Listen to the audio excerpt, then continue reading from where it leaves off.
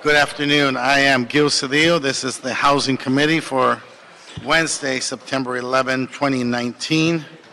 We're in room 1010 of City Hall, 3 p.m., 200 North Spring Street, Los Angeles, California. I am joined by my colleague and friend, Mr. Paul Krikorian, and I am Gil Cedillo, the chair. This meets quorum. We are prepared to move forward. We will take general public comment to start off and close that item now. So I've got general public comment. Corey Schmidt. Corey Schmidt. No Corey Schmidt. Mr. Wayne. Mr. Wayne. Mr. Wayne is not here. That closes that. We're going to move forward to... Mr. Chair, are you closing public comment? I'm closing public comment. The speakers are not available, and we are going forward with the business of the city.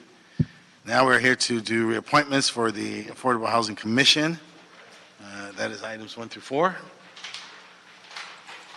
So let me invite to the table Commissioners David Nunez, Lawrence Foundation, Mr. William Epps, and of course, very civic-minded Osvaldo Lopez. And Mr. Chair, Ms. Daria Nunez is not able to join us today, and so she would be going on consent. Okay.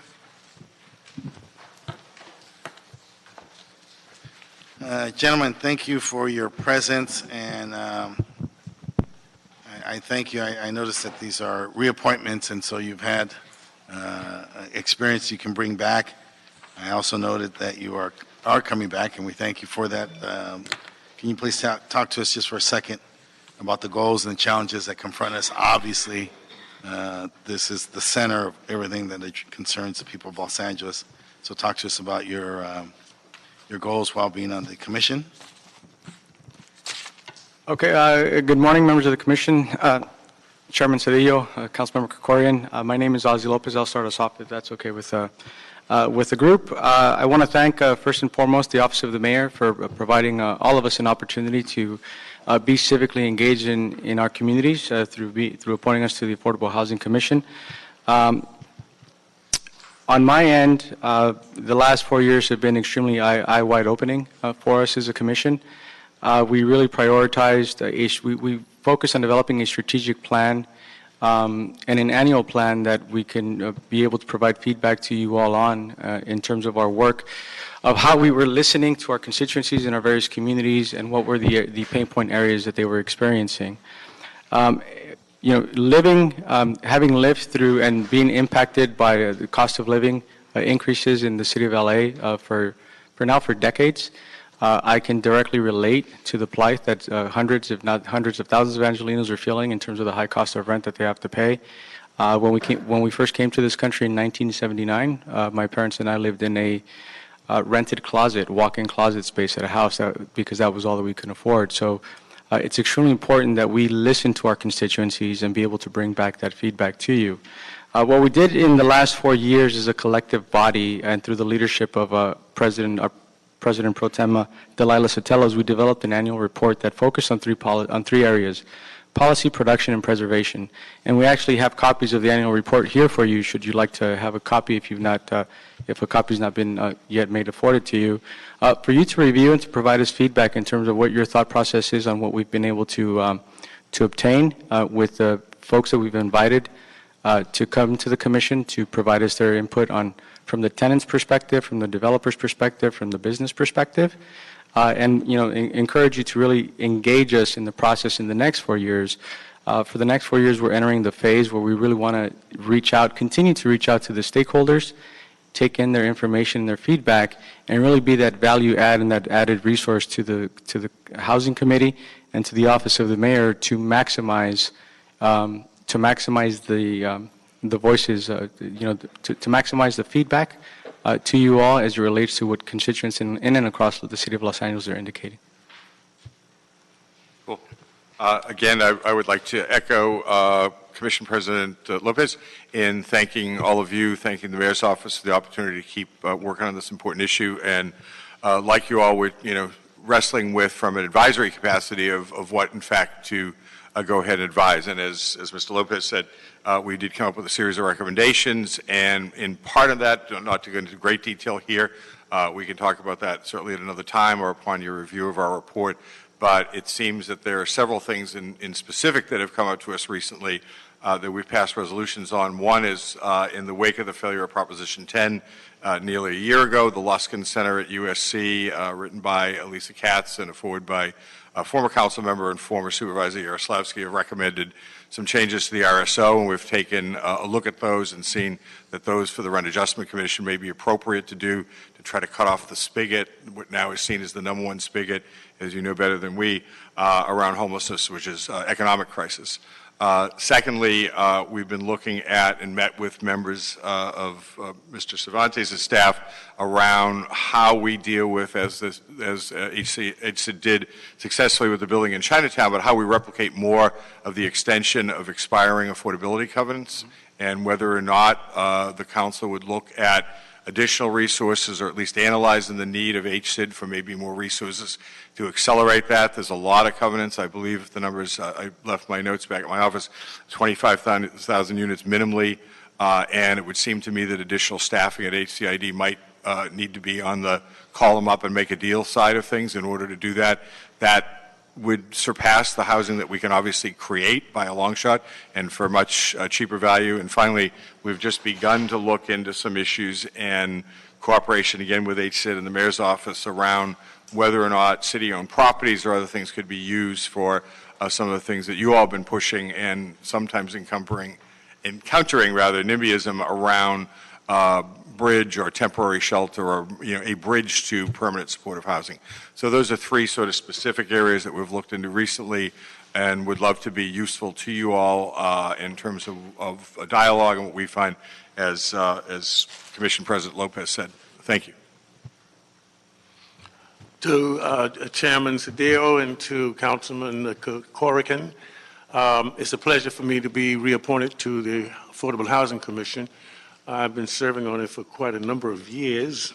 I think I started with Mayor Hahn and has continued ever since. And I appreciate the leadership that we've had in the former presidents. Cedillo did an excellent job. And as you heard from Lopez, he's providing the leadership that we need. And we're focused on our strategic plan. We had a meeting to focus on that deliberately because we were concerned only about policy, preservation, and production.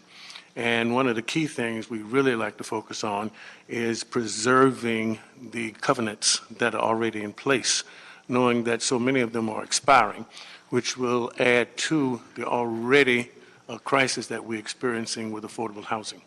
And so it's just a privilege and an honor to be able to serve in this capacity. Thank you very much.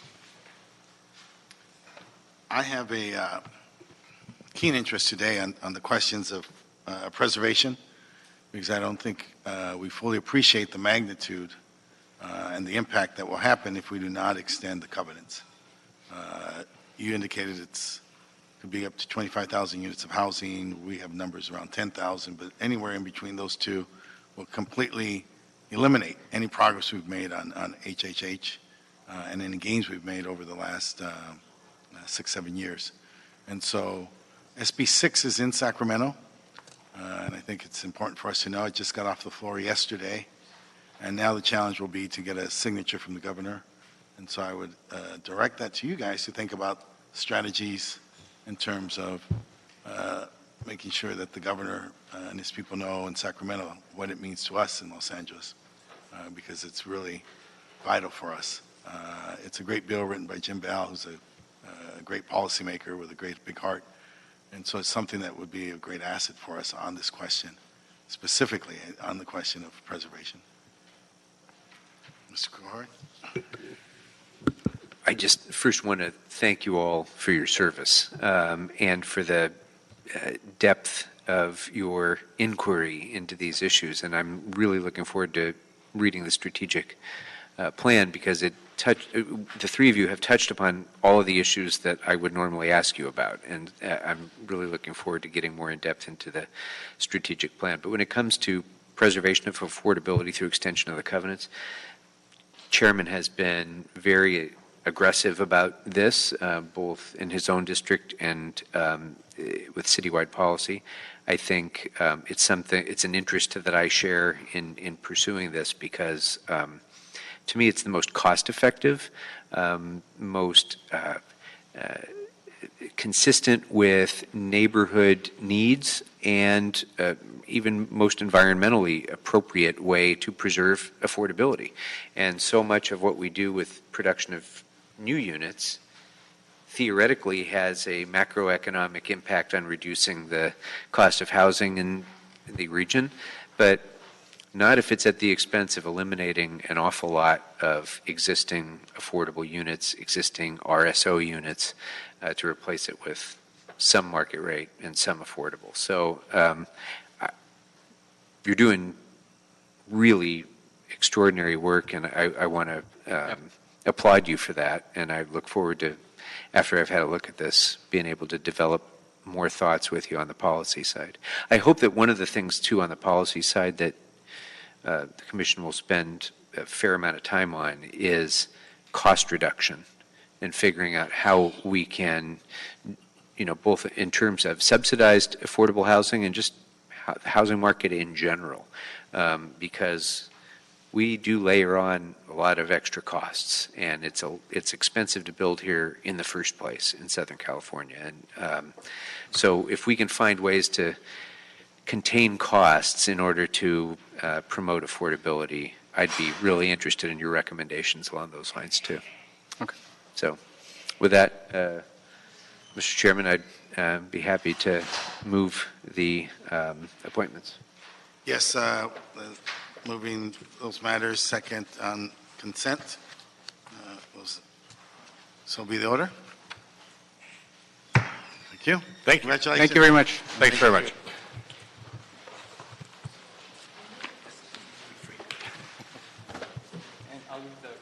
Thank you very much.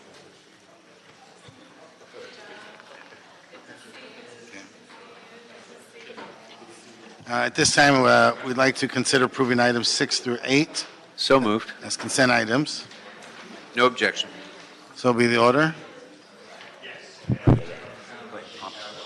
Mr. Chair, to clarify, 6 through 8 would be the CAO reports that you'd Yes, be approving? exactly. Okay, very good. And then I'd like to continue item 9 to the next meeting, seeing no objection. No objection. I'm sorry, which item are you continuing? Item 9.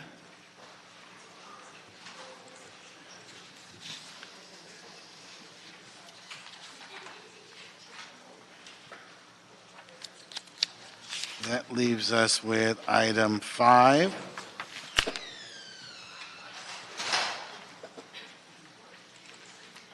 And Committee Chair, the CAO's report was uploaded to the council file on Friday, so it has been available to the public. Thank you. Item number 5, proposed bond policy. Can we have the housing staff and the CAO please come to the table?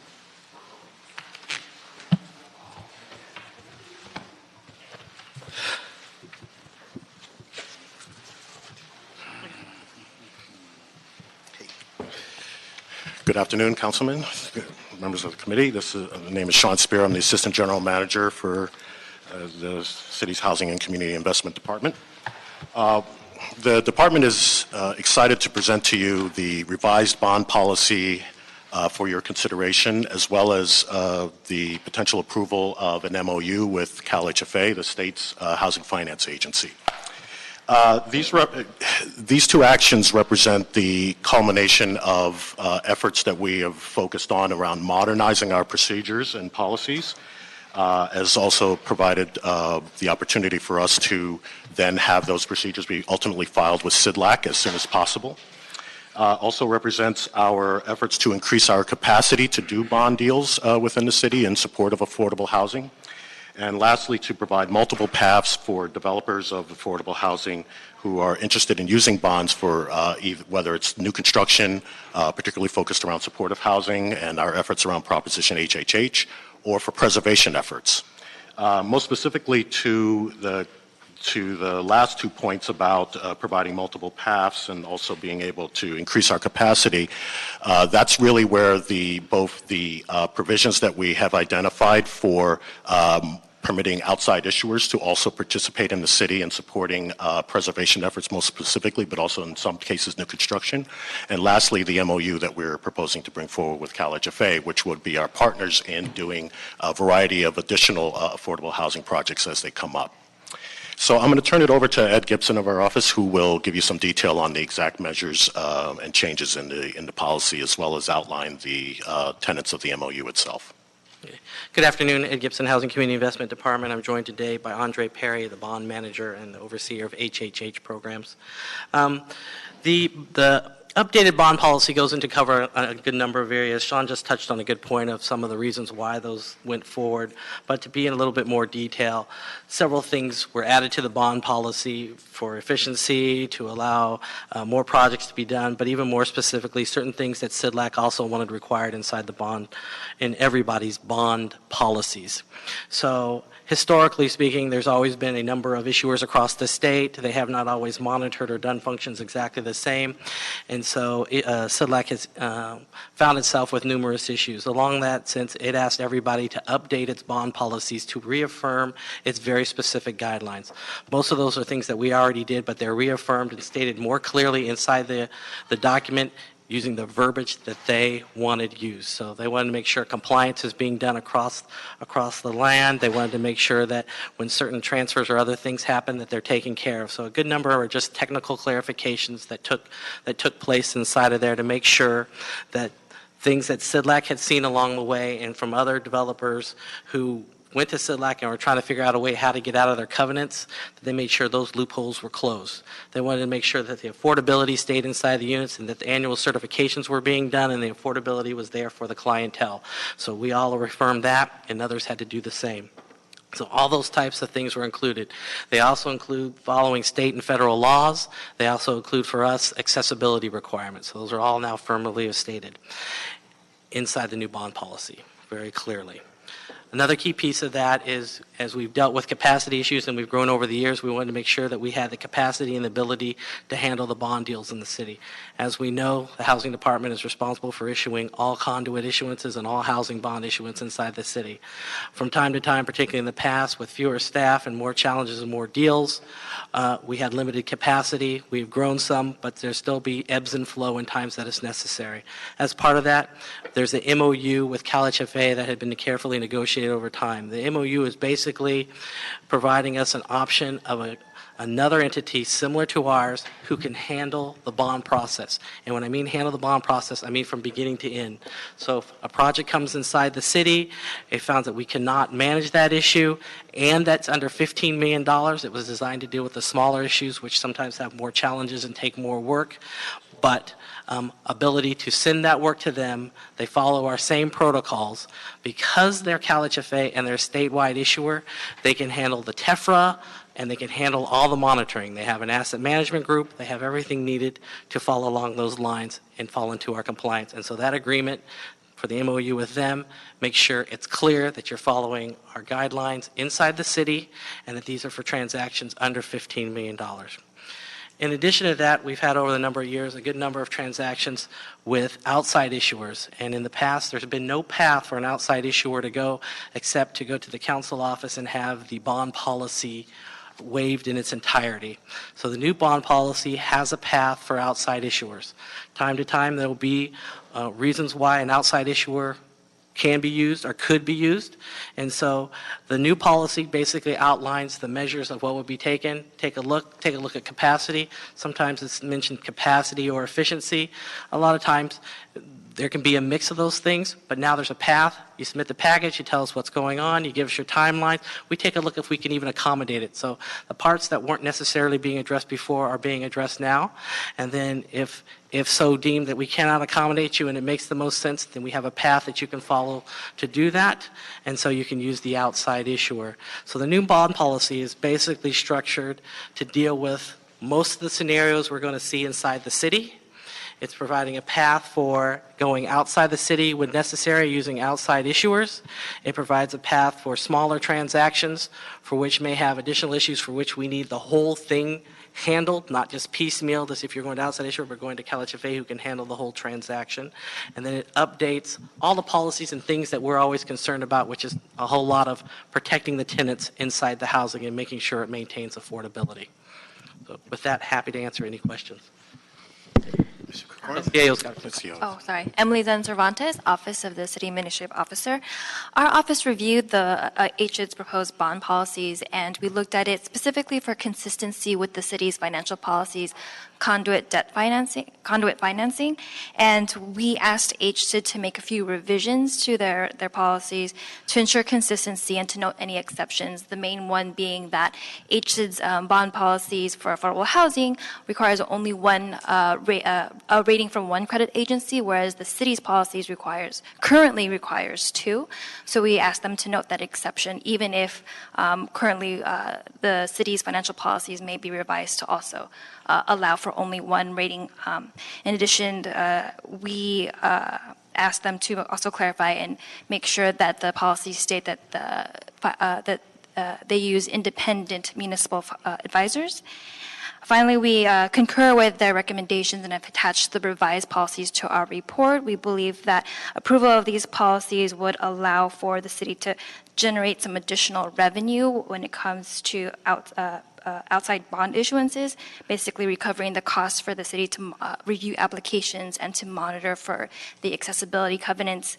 And we also agree that approving the memorandum of understanding would allow for the city to have additional capacity to finance additional affordable housing projects. Okay. Mr. Corcoran? You good? Yep. Okay. We move then that we adopt the CAO's report, that we will ask for a report back from HCID in 6 months. We want to make sure that in reviewing and finalizing the form and process that we have the appropriate stakeholder input. And so we're looking for an evaluation going forward in 6 months. Of course, this grandfathers in everything that's existing. And with that, ask for an aye vote. Aye. Aye vote. Okay, no objection. So be the order. Item number 10 now. Thank you.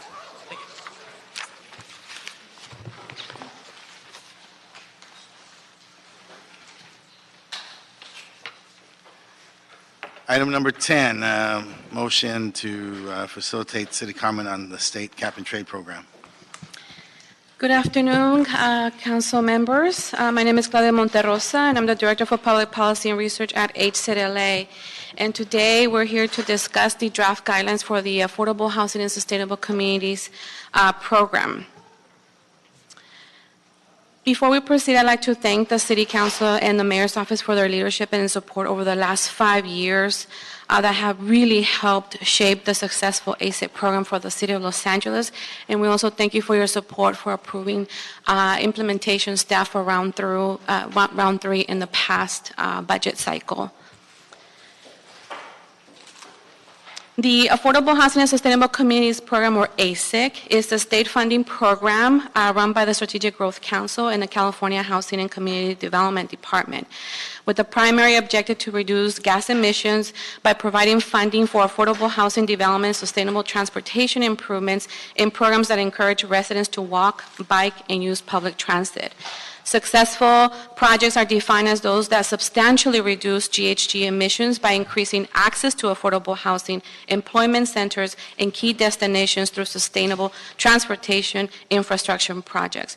As a result, projects must include both an affordable housing component and a sustainable transportation scope of work. Projects are competitively scored based on the established scoring criteria.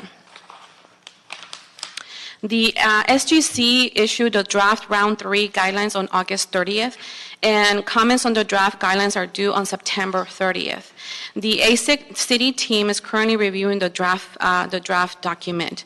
It's important to note that the SGC is expecting to issue a NOFA in the amount of $550 million. That's over $500 million for affordable housing and transportation infrastructure programming and funding from the state. This is the largest source of funding for 1 year, so I think it's really important to note that. Some of the key program changes that we've noted is that the GHG scoring points have been reduced from 30 to 20. This is actually one of the most significant changes, as this used to make up 30% of the total scoring point. Now they make up 20% or 20 points.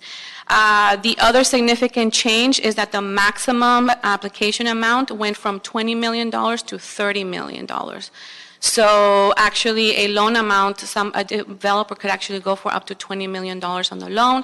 And on the STI, TRA, or the infrastructure component, the city could actually request up to $10 million out of that $30 million. So the scopes of work for this may be potentially much larger in scope. There is an increase in resident anti-displacement preference. So that's a really good change. There is climate adaptation point increase.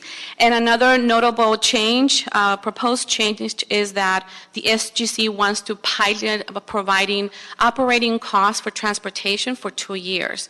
So this will actually be very interesting for the metro agencies such as LA Metro and also DOT. Last year we looked into and included Dash expansion and bought some electric buses. So now this would allow for operational costs for those expansions. So I think we're going to be looking at that from that perspective this year. In addition, developers can go from $40 million maximum amount to $60 million. So they could have 2 to 3 projects, the same developer, as long as they don't exceed that $60 million threshold criteria. Something that is very new for this is the governor signed the state trailer bill, AB 101, in a few weeks ago. And this is the $2.1 or $2.2 billion funding that's coming to the state on various components. And one of those was the introduction of these pro-housing policies. Those are embedded in these draft guidelines. And that makes up about 6 points in the new draft guidelines. The city of Los Angeles is actually relatively in good position to take advantage of most of those points, given that we do have a lot of pro-housing policies already in place. The other component that's being added is the eligibility of zero electric vehicle car share programs for bus stations, so that we're going to be exploring that, and we're going to be reaching out to the Department of Water and Power to see if there could be some potential partnerships there in terms of leveraging existing funding and also infrastructure for electric charging stations. And of note, and what we're going to be exploring a little bit further, is the recent changes to the GHG calculator. This is important, it's very technical, but we will be looking at that in the input and the impact on that. So we are going to be working on several comments, and some of those include context-sensitive bikeways and the length length for the bikeways and also for pedestrian walkways. And we do commend the SGC for addressing some of our comments and reflecting those in the guidelines. And I'd like to now go into very quickly giving you a result of where we are in terms of the last 4 rounds, very quickly. As of round 4, we were actually awarded $84.9 million. We applied for 5 projects. We received all 5 projects. That's for round 4. So we are actually going to be working on a transmittal to report back to you to accept the funding out of that funding round. That means that for the city of LA, we will be asking to accept about $25.5 million for transportation related funds. for the City of LA. Since we have been working on this project, we have secured about $200 million of ASIC funding in the last 4 rounds. This means that, and that is going to help support and create 21 affordable housing developments, totaling 2,200 units of affordable housing, and a substantial amount of reduction in GHG and removing cars from, from circulation. Go ahead. Okay. So I think just to note, we are currently planning for round 5, and we have convened the current ASIC team, and we are going to be also submitting hopefully some sort of report back to request the necessary authorities so that we can evaluate the new list of projects. I do want to say that we did have a developer forum, and we received 26 applications of interest. We are currently reviewing about 20 to 22 potential co-applicants, and we're going to be reducing that, and we'll be engaging in developer clinics and reaching out to the various council offices to look at these on an individual process. So that's my report, my verbal report for today. I'm going to recommend adopt instructions being circulated by the CLA, including an amendment to prepare a resolution. Mr. Krikorian, any other questions? No, looks good. Okay. Are you here for item 11 as well? That'll be Sean. Good afternoon again. I'll be fairly brief. The item discusses the notion of the city potentially submitting comments related to a set of new regulation changes proposed by the State Treasurer's Office, and most specifically the California Tax Credit Allocation Committee. To give you a very brief offer, the tax credits are low-income housing tax credit is seen as a vehicle to providing an opportunity for private investment in the development and preservation of affordable housing across the nation. Specifically in California, much of the effort is really focused on new construction, and particularly around a very competitive program that TCAC operates, the Tax Credit Allocation Committee. There are 3 programs all total. There's the 9% program, again, fairly competitive. There's then the 4% program, which is non-competitive, but you must secure at least an application of tax-exempt bonds in order to then access 4% level tax credits. And then the third bucket is actually a competitive program for the state credits in combination with bonds and 4% level tax credits. So the recommended, or rather the regulation changes proposed by TCAC are mostly focused on a wide variety of cleanup items. There are 37 different revisions being proposed, but the largest ones are focused on the implementation of a $500 million state tax credit program, specifically focused on the creation of both new affordable as well as mixed income projects most specifically. Out of that, there are revisions also that favor of somewhat of a relaxing of some of the program requirements on the state credit side as well as on the 9% program side. So staff is currently reviewing the proposals as presented. There's a webinar that staff is actually participating in right now as we speak. Out of that information plus their review, we will ultimately decide whether or not if we want to submit comments, and basically we will if we do proceed with our own comments versus lending our voice to comments that may be coming from other industry associations, we will come back and have consultation with both the mayor's office and the CLA's office to come up with a final letter that would then be submitted by the deadline of September 16th. Any questions? Adopt instructions being circulated by the CLA. Thank you. Thank you. And prepare a resolution. That is my motion. Second. No objection. So be the order. Is there any other business before the committee? There is not, Mr. Chair. There's not. If not, then the committee is adjourned. Thank you. Committee's over. You got to come earlier. Got to be on time.